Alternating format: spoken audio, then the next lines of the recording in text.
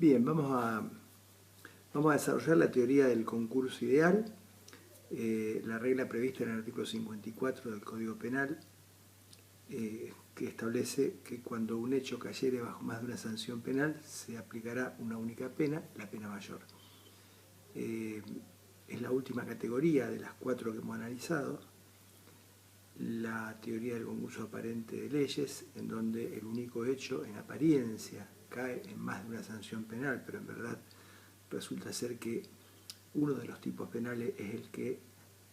resulta aplicable y el tipo aplicable desplaza al otro. Hemos dado nuestra opinión en contra o negativa respecto a esta construcción doctrinaria. La mayoría de los casos que pretende abordar o abarcar o solucionar son casos de concurso ideal, y los otros pocos casos que puedan quedar no solucionables con la regla del artículo 54 que vamos a analizar ahora, se tratan de casos que se resuelven por el principio de especialidad, que es un principio de interpretación que incluso estaba previsto hasta expresamente en los proyectos, en los antecedentes del mismo artículo 54 de nuestro Código Penal. En verdad, las disposiciones del artículo 54, junto con el 55 y el 56, contemplan, son la fuente, la única fuente normativa de los dos tipos de concursos propios, el concurso ideal y el concurso real. Y obviamente la regla del artículo 54 siempre ha planteado dificultades muy serias, una regla muy escueta, muy corta, pero de un alcance profundo. Cotidianamente nos enfrenta a problemas de la práctica, y lo que hay que entender, porque esta es, es la regla que más dificultades plantea en cuanto a su interpretación, es que esta regla del artículo 54 siempre está en una línea divisoria, en un punto de contacto permanente con el 55 y el 56, porque lo contrario a afirmar o negar que existe un concurso ideal es negar que existe una unidad de hecho, y por lo tanto una unidad de delito, y por lo tanto una unidad de pena, y es afirmar que existe una multiplicidad o una pluralidad de hechos, y por lo tanto una pluralidad de delitos y una pluralidad de penas. Fíjense que el 54 dice cuando un hecho cayere bajo más de una sanción penal, mientras que el 55 y el 56 dice cuando concurrieren varios hechos independientes. En el 55 varios hechos independientes regulados con la misma especie de pena, en el 56 varios hechos independientes regulados con penas de distinta especie. Pero en ambos casos existe un encuadramiento legal múltiple, una doble tipicidad, concurren en la calificación del único hecho o de los varios hechos más de un tipo penal. En ambos casos obviamente hay un solo sujeto activo del delito y pasivo de la sanción. La diferencia entre las dos reglas es que en el caso del artículo 54 hay unidad de hecho, y este es el problema, determinar cuándo hay unidad de hecho, y en el caso de los 55 y 56 hay pluralidad de hechos independientes. Por contrario, si los hechos fueran dependientes, estaríamos ante un supuesto de delito continuado. Pero estas disposiciones, que son las únicas que el Código expresamente prevé, nunca tuvieron una base sistemática firme. Desde la sanción del Código del 21 en el año 22 hasta el presente, nunca hubo consenso doctrinario ni jurisprudencial sobre esta cuestión, y esto posibilitó las más diversas de las soluciones a los mismos casos. Es más, a lo largo del tiempo fueron variando los criterios interpretativos, fue también variando la jurisprudencia, fue también variando la doctrina, pero aún así nunca se encontró un consenso doctrinario jurisprudencial que permitiera en alguna medida tener cierta previsibilidad frente a la solución de los casos. Y esto, bueno, no es lo más deseable, porque la dogmática aspira a tener calculabilidad, uniformidad en las soluciones, y la verdad que todavía hoy, desde el 22 a esta fecha, seguimos que al momento de interpretar el artículo 54 del Código Penal y determinar si hay un supuesto de unidad de hecho y por lo tanto unidad de delito, o bien un supuesto de concurso real, las soluciones siguen siendo diversas y los criterios interpretativos siguen siendo diversos. Por caso yo les he acompañado, van a ver en la página hay un trabajo de Patricia Ziffer y también un trabajo de Sandro, y en ambos casos los dos se refieren a soluciones jurisprudenciales respecto de un hecho muy común, que es el robo calificado y la tenencia ilegal de arma de guerra. Y fíjense que Patricia Ziffer analiza un caso de la casación, Heredia. Sandro refiere también al mismo caso y a uno posterior a ese caso, y mientras Patricia Ziffer descalifica la solución de la casación en Heredia, donde dos camaristas votaron diciendo de que la tenencia y el robo concurrían en forma real, eran dos delitos independientes, mientras que otra camarista sostenía que era un concurso ideal. En el comentario de ese fallo, Patricia Ziffer afirma que se trata de un concurso aparente de leyes. Y por cierto, Sandro, en un artículo posterior, publicado en La Ley, también hablando de la concurrencia de estos dos delitos, sostiene y defiende la postura según la cual sin ninguna duda existe un concurso ideal de delitos, postura a la cual adhieron, no en cuanto a su fundamentación completa, sino en cuanto a su solución. Pero bueno, basta señalar esto para ver las dificultades que plantea el tema. Un tema fastidioso, un tema complicado, un tema con muchas teorías. Yo voy a pasar, o voy a tratar de relacionar obviamente la dimensión histórica, porque además es muy importante en este tema. Voy a tratar de dar un estado de la cuestión, pasar revista a las distintas teorías y fundamentalmente voy a tratar de fijar alguna posición y algunos criterios interpretativos que nos permitan una aplicación racional de la regla del artículo 54 y 55 a los casos sometidos a juzgamiento. La dificultad ha sido tanto que incluso Soler en el año 60 llegó a decir, bueno, esto no existe, hay que suprimir el artículo 54 y mientras no se suprima legislativamente hay que tenerlo por no escrito prácticamente. Esto es algo así como decir, como no puedo bajar la fiebre, niego la enfermedad. Bueno, no, esto no es así, Soler se equivocó. Se equivocó en el sentido que no es difícil sostener que se equivocó porque no existe el desuetudo, salvo en el caso del adulterio, que realmente el desuetudo se dio por vía jurisprudencial, aunque, porque en general ese artículo casi nunca se aplicó, el adulterio penal me refiero, pero aún así el tipo siguió vigente y los tipos penales son como un cañón con una mecha arriba, pueden estar 100 años sin dispararse hasta que pasa un día uno y prendió la mecha. Bueno, de hecho en Rosario hubo hace 20 años atrás un caso de querella penal por el delito de adulterio, de modo que nadie podría sostener que un tipo penal se deroga por desuetudo, no solo porque no corresponde, sino porque eventualmente es incomprobable. De modo que hay una realidad jurídica insoslayable, el artículo 54 existe y por lo tanto hay que interpretarlo. Esto de decir, no, como no sé cómo interpretarlo, me genera mucho problema, muchas dificultades, entonces lo niego, bueno, vuelvo a repetir, es como querer negar la enfermedad porque no puedo bajar la fiebre. Hay una realidad en nuestro código, el artículo 54 es una regla prevista, vigente y de hecho se utiliza. Bueno, hay que tratar de ver cómo desentrañar el sentido de este artículo y para ello yo quiero tratar de fijar algunos criterios que tienen que ver necesariamente con tener siempre presente los principios constitucionales y los principios lógicos que condicionan la interpretación de cualquier dispositivo del Código Penal. Uno de esos principios es el principio de protección racional de los bienes, de protección prudencial de los bienes jurídicos y de interpretación racional de los tipos penales. Este principio tiene que ver con la necesidad, digamos, de encontrar una respuesta precisamente que esté dentro de los parámetros de razonabilidad que la propia Constitución demanda para cualquier decisión. Carlos Nino siempre decía, pareciera que frente a una repetición de hechos poco lesivos o frente a una afectación de más de un bien jurídico dentro de un mismo contexto de acción, multiplicar los delitos, o sea, considerar que en esos casos hubo varios delitos, tomamos el caso de un delito continuado, un caso de concurso ideal, podría llevarnos a una escala penal que por ahí nos afectaría nuestra sensibilidad, porque no habría una respuesta, digamos, adecuada, razonable, en función de la protección necesaria, pero también limitada, que merecen de los bienes jurídicos penalmente lesionados en el caso de los que están previstos en el Código Penal. Y este principio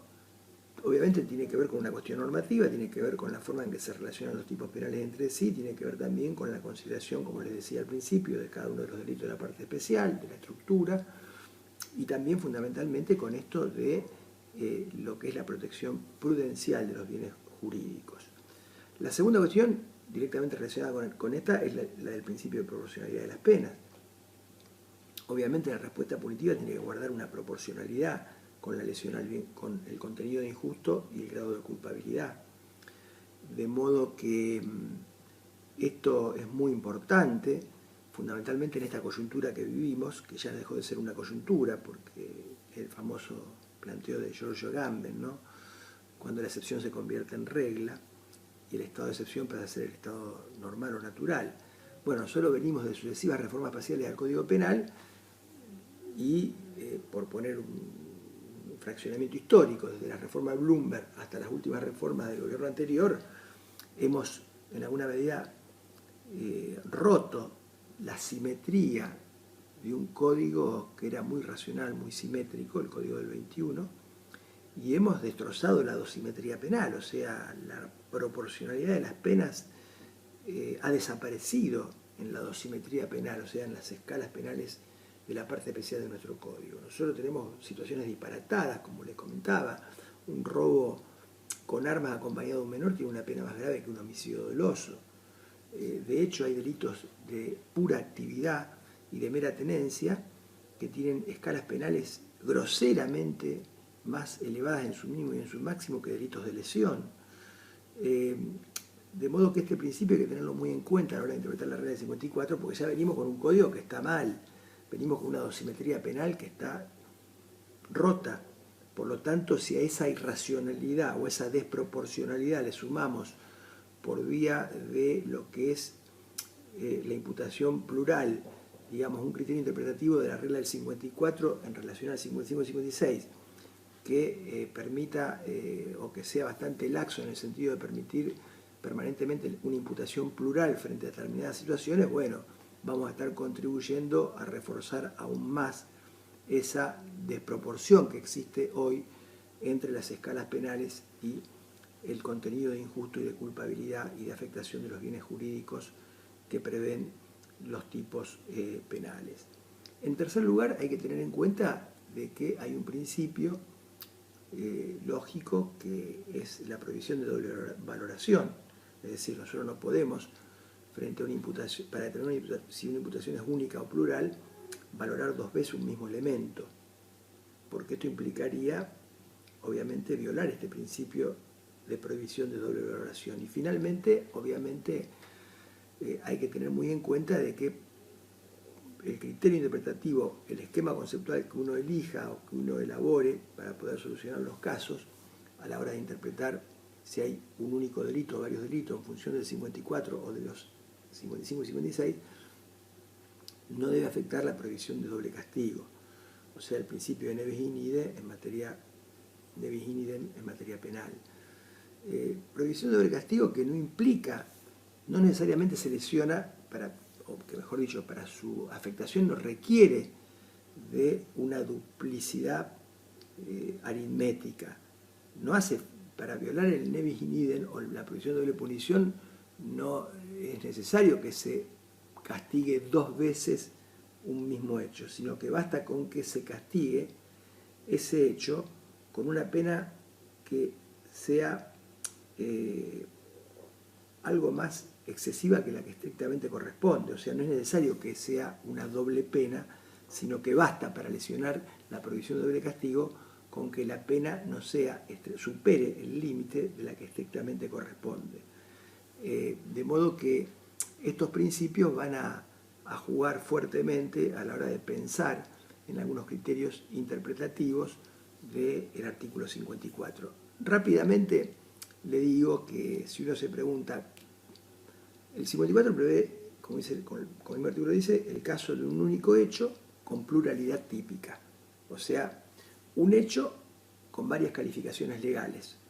Un único hecho con doble o triple tipicidad. ¿Cuándo podemos afirmar que existe un supuesto de hecho con pluralidad típica que permita aplicar el artículo 54? Bueno, ha habido obviamente múltiples criterios interpretativos, se han elaborado muchas teorías a lo largo del tiempo, y si uno intentara clasificarlas o sistematizar, digamos, los criterios elaborados a esos efectos, bueno, podríamos decir por un lado que un criterio sería partir de suponer que para que haya un delito tiene que haber una acción típica, antijurídica y culpable. Y para que haya dos delitos tiene que haber dos acciones típicas, antijurídicas y culpables. ¿Esto a qué llevaría? A que si alguno de estos elementos, alguna de estas categorías de la teoría del delito, fuera único, no podría yo tomar ese único elemento para imputarlo a cuenta de dos delitos, porque estaría violando el principio de doble valoración de un mismo elemento. De modo que si tengo dos tipicidades, dos antijuridicidades y dos culpabilidades, pero una única acción, por ejemplo, yo podría decir que en este caso habría una unidad de hecho, porque no podría imputar un único elemento a cuenta de dos delitos. Bueno, esta idea ha dado lugar a las teorías de la unidad de acción, la teoría de la unidad de hecho, la teoría de la unidad de culpabilidad, pero este criterio clasificatorio en alguna medida plantea dificultades, porque si viene de consenso hoy universal en la teoría del delito, de que el delito dogmáticamente es acción típica, antijurídica y culpable, más allá de que alguno agregue algún elemento, no hay consenso respecto de cuáles son los contenidos de esas categorías, de modo que lo que para uno puede ser la unidad de acción o la unidad de culpabilidad, para otro puede ser la unidad del tipo subjetivo, por ejemplo. Con lo cual, este criterio clasificatorio plantea dificultades precisamente por la falta de consenso en orden a los sistemas de imputación. El segundo criterio clasificatorio tiene que ver con ya una aproximación más científica al caso, que es distinguir entre teorías objetivistas y teorías subjetivistas. Como la palabra lo indica, obviamente esto no es una cuestión extrema. No hay un objetivista que niegue, digamos, la cuestión subjetiva, ni un subjetivista que niegue los datos objetivos. Pero lo cierto es que las teorías objetivistas ponen más el acento como criterio para interpretar la unidad de hecho que lleva a la unidad de delito en aspectos o en elementos objetivos del delito. Mientras que las teorías subjetivistas van a poner básicamente el acento en el elemento subjetivo del delito, como criterio unificador o determinador de la unidad de hecho que demanda el Código Penal a los efectos de determinar la unidad de delito. Desde la misma perspectiva hay un tercer criterio clasificatorio que permite distinguir entre teorías más ontologicistas y teorías más normativistas. Es decir, hay teorías que obviamente, como su nombre, bueno, la vieja disputa, hoy la disputa en materia de teoría del delito es entre el ontologicismo y el normativismo, ¿no? Más allá de que haya posiciones intermedias, en alguna medida la nueva construcción de Zaffaroni, Alagies, Lócar tiene que ver con la búsqueda no solo de un criterio interpretativo propio, autóctono, no completamente importado, de Alemania obviamente, que es el gran exportador de derecho penal, sino que tiene que ver con la búsqueda de un equilibrio y de una necesidad. Es necesario poner los pies sobre la tierra y partir de un dato óntico, ontológico, mínimo.